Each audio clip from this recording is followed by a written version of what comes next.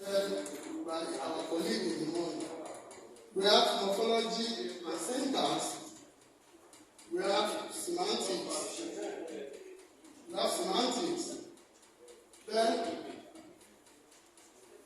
for the purpose of this presentation, we are going to focus on meaning, nature, and scope of semantics.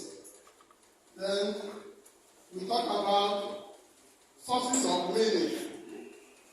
Then, relations of words to other words and sentences to other sentences.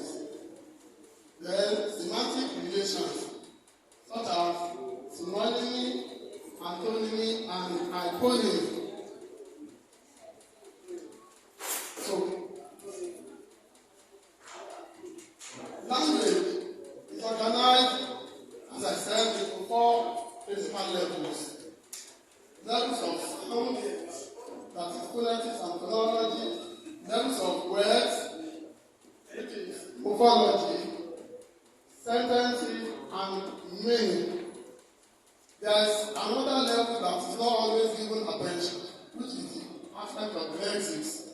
And this is encapsulated in our dictionaries, in the study of dictionaries. Then,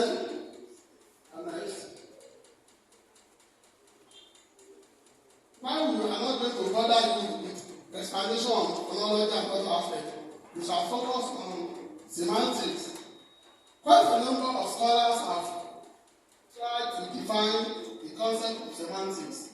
In fact, there are numerous definitions of semantics that are available in the literature. But among the definitions, the scholars have come up with what we can describe as a uniform approach to semantics, which is the systematic study of meaning and linguistic semantics, the study of how languages organize and express meanings. Next. Then the study of meaning. What do we mean by the study of meaning? When we study meaning in language, we are saying that we are studying man and his feelings, desires, and aspirations.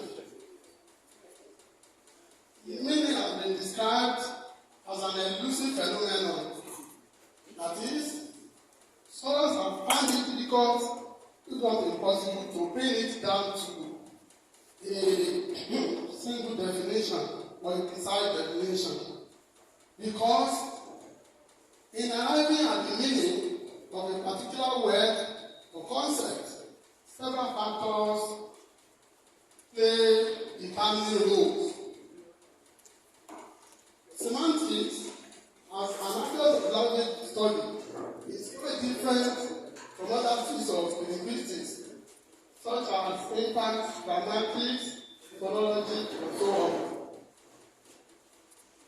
While syntax borders on sentence construction, rules and regulation guiding sentence building for the purpose of expressing meaningful and grammatical sentences or utterances. Phonology deals with correctness of pronunciations and those factors that can enhance our pronunciation of words and sentences of English. If we are able to meet the PRP, British received pronunciation, at least we should be able to operate at the level of near nativeness in pronouncing words and sentences of English. Pragmatics on its own deals with the relationship between the symbol of language and meaning, as well as the users of the language.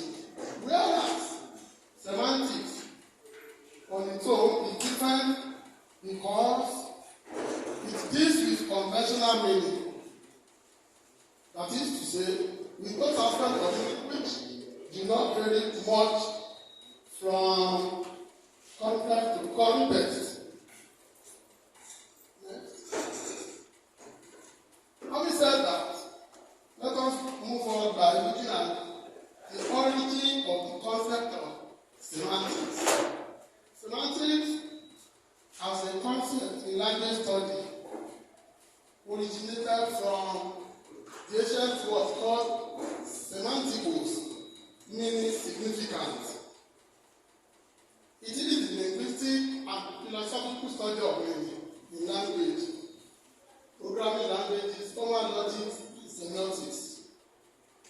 concerned with the signifiers and the signified. When the word is used, for example, cow, the word cow is composed of three maybe letter words or sounds. When we mention the word cow, there must be a relationship between the word cow and the object in the real world that stands for cow. And it has also been argued, I'm together that there's no direct difference between the word cow and the object in the real world, but we are able to attach the meaning, the word cow, with an object in the real world as a sort of a speech community's agreement between the users of the language. Semantics as a term was first commonly used by Michael Brett in 1897, and he was the first to bring the concept to the fore in a formally acceptable way, that is the nature of meaning. Let's move forward. Now, nature of meaning. Given the I've stated it that scholars have not been able to pin down the meaning of semantics to a particular definition, which points to the fact that it is an elusive phenomenon. And given the elusive nature of the concept of semantics, it is characterized by the following. 1. Interpretation plays a significant role in understanding the meaning of the word or expression. And the interpretation here depends on certain factors.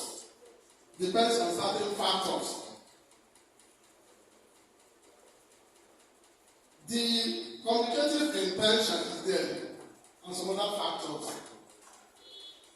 Among these factors are context, relationship between participants in a discourse, and so on, determining the interpretation. The second nature of meaning. No meanings of signs are exclusive to a language user. That is to say, I cannot go to a particular meaning of a particular word. It is based on what is shared by members of a particular society or speech community or a language user. That is that. Meaning is also intractable in nature, because it is difficult to account for it in as concrete a term as we do for syntax and phonology. Given that meaning is mainly and ultimately social, different people come into explicating it with different orientations and so on. Inputs into the pool of meaning are said to have come from various fields, various other fields. For example, philosophy has its role to play in meaning explication. Neurology has its own role to play. Psychology also has its role to play. Then semiotics and linguistics. Next. Nature meanings also susceptible to change. And this change occurs because of different human interactions in all phases of life: social interaction, political setting, economic setting, technological, traditional, cultural, and professional settings. That is why we have meanings of expression being determined by the domains in which certain expressions are used.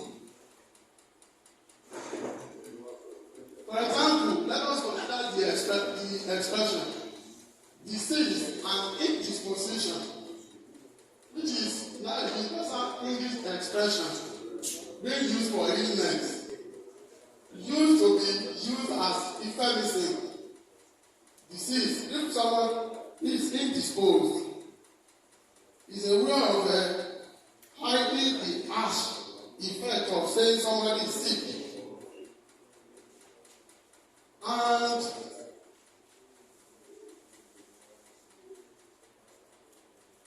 when somebody is indisposed or deceived, it means he lacks ability to do normal day-to-day activities. Then, when we talk about the nature of meaning, we move on to the scope of semantics. When we talk of the scope, our concern here has to do with the relationship between semantics and other fields. What are the contributions of other fields of knowledge to semantics? As I said earlier on, variants of fields contribute to what we now presently have at today's semantics. We have the roles of psychology, the role of sociology, and communication. Psychology in philosophy plays a very important role because dealing with certain issues can be explained philosophically. That is, the meaning of phrases and proverbs as philosophical undertones.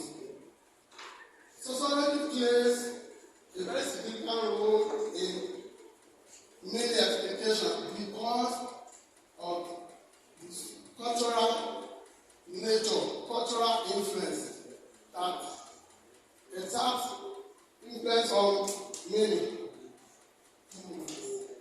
Then, communication. Communication also plays very significant role, but it's central to our day-to-day activity. Why do we communicate? And what is the essence of communication if there is no meaning? Any communicative exercise or activity without meaning is a wasted exercise. Next.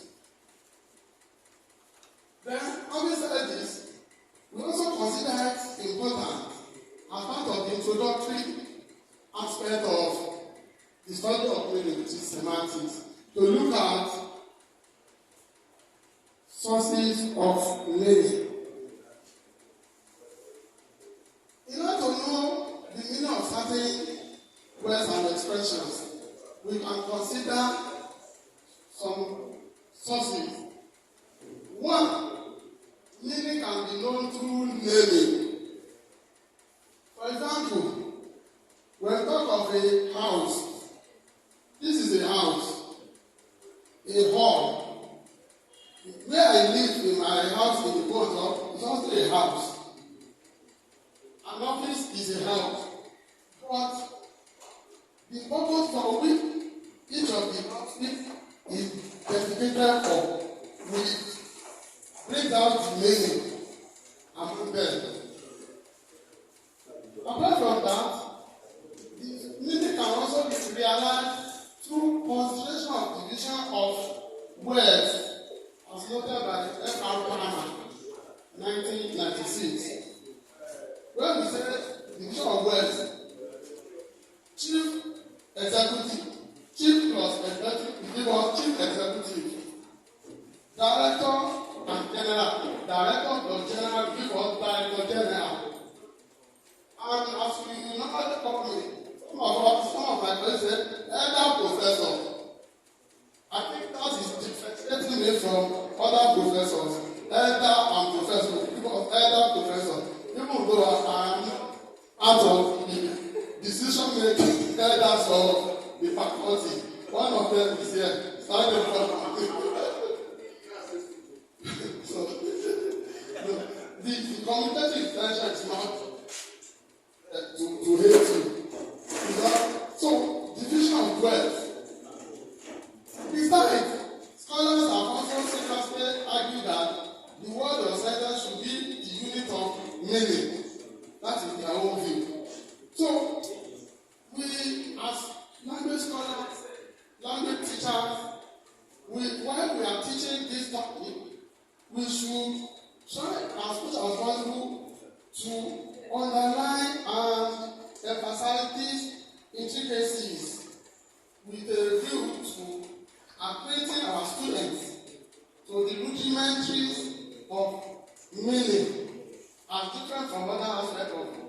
language studies, and that they should take note of this.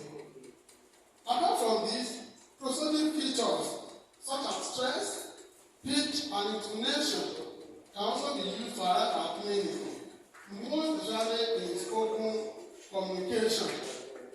Examples below can be used as instantiation of the influence of stress. For example, do you know that export is good? In the first word, export is used as a noun. There is a second example. Kindly export the materials of the country. The influence of stress on the same word used differently in the two sentences assist us in knowing that one is a noun and the second one is a verb. And put grab the meaning of the two. Next. Yes. So we said this box. We move on to meaning relation. English, because we are dealing with semantics of English, exhibits some relations of meaning, and these relations are homonymy, which is divided into homographs and homophone. Then we have polysemy, we have synonymy, and so on. Our knowledge as scholars or teachers of language, we should draw the attention of our students to these variations in meaning and what determines these variations. Because, like in the case of polysemy has to do with the relation which exists when the word has multiple senses or meaning. For example, if a student says, I'm going to the bank. For example, I'm going to the bank. It becomes difficult to be able to pin down the word bank into a particular meaning because it is polysemous in nature. And it is when it is used in the sentence that we are able to understand it. Mr. Crown went to the bank. You see the bank of the river or financial institution or blood bank at usage. In the same way, she cannot tolerate children. What tolerate? It's also polysemous in nature. So these intricacies, we should draw the attention of our students to them because it assists them communicating better and writing better. So as because the essence of communication is meaningfulness. So words of English have different semantic relations which the time will not permit me to go into details. Then next.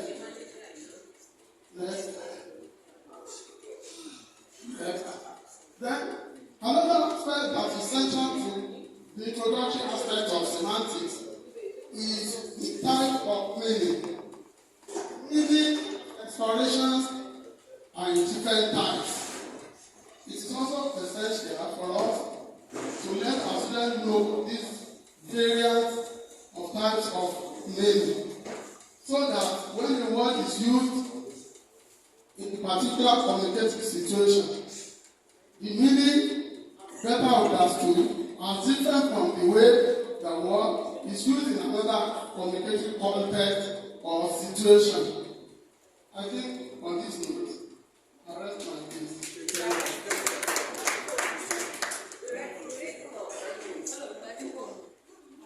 Sorry for inability to make it. Yeah, I think Professor Lang, in the first place. There is a pity that he didn't let the definition about it. But at least the lectures go on. So, any questions for the Prof? Any questions? Yes, Well, thank you for that presentation. My question is on this semi issues you just mentioned in your last expression. I want to say that I'm just hearing about for the first time when I say I'm going to the bank, which means we need to actually make so I think I'd like us to watch more about semi and what stuff. it's actually talking about what lending themselves to polysemous interpretations. Maybe you elaborate it.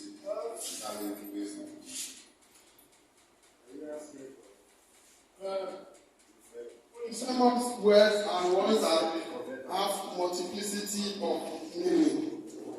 That is one that are susceptible to several possible interpretations. But I didn't use an instant the other time. My head. When we were still at the general studies department, there was a day I heard somebody when I said, my head. So somebody who's not familiar with the context of interaction, if I say my head, the person may think, what's wrong with your head? Hope you are okay, and you're okay. But for the case of polysemous words, we need to understand the context in which it is used for a better understanding. My head may mean my physiological head.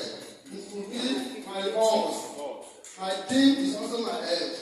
I have several heads here. This is one of my heads. This is one of my heads. What about the spouse?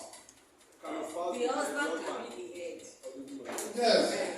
The husband can be the head. In the interaction between husband and wife. I think that does it. Can we use pictures to express meaning?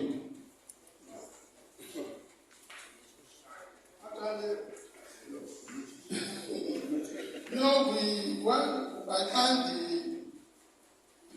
the presentation started, because maybe I was overconscious of the concept of introductory.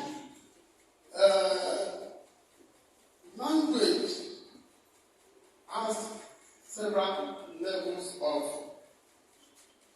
study and interpretation. An aspect of language wherein wherein pictures, symbols, signs are used to communicate is an aspect of semiotics.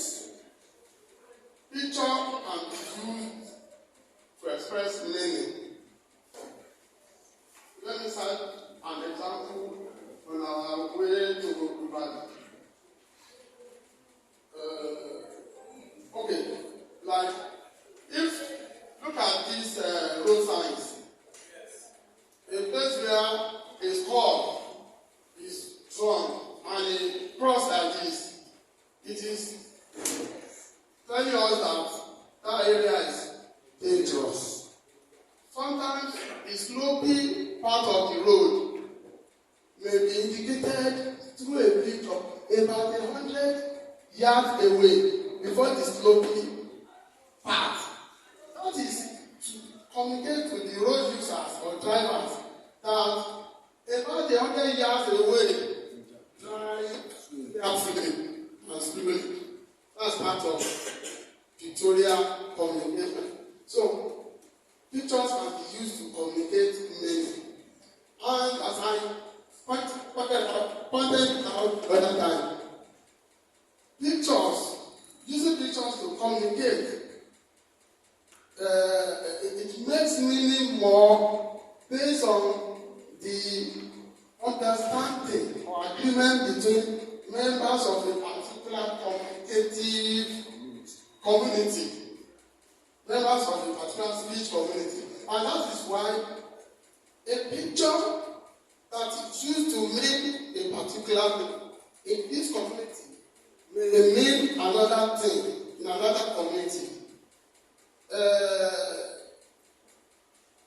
Like, for example, one of our lecturers who is known to all of us who have gone through by the School of Linguistics, Oriaku, for example, when we were just in the undergraduate class, like 100 and 200 level classes, we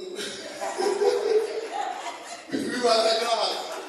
I didn't know that Oriaku, I don't know, maybe in his culture, in his village over there, I didn't realize that he hardly attached importance to prophetic. Each time I said, good afternoon, good morning. At the point he told me, I see, you prostrate too much. Why? He just said good morning. Whereas, in my father's village, if a younger child greets an elderly person and he does not prostrate, ọmọ sàlàwù ìgbéraga ẹ̀kọ́ ìdọ́lọ́ lè èkó náà ọdẹ tí ọba mẹfẹ́ máa bẹ́ẹ̀ mọ́ ìdó lè ká gbé yẹ ìyàwó ni things like that. So all those aspects where pictures, signs, symbols and what have you are used to communicate belongs to aspects of semiotics.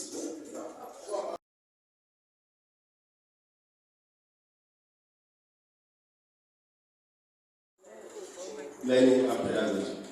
As far as semantics is concerned, at the level of word meaning and sentence meaning, which are the major components of semantics, what are the topics, if you make highlights of them very quickly, that can have implications for competent performance dichotomy within semantics as people want to tell us.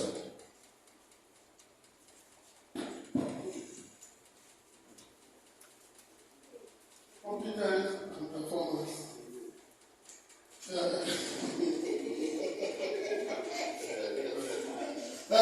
I need to say this. Word and sentence meaning are the confines of semantics. But for now, given that the presentation does not cover it is introductory.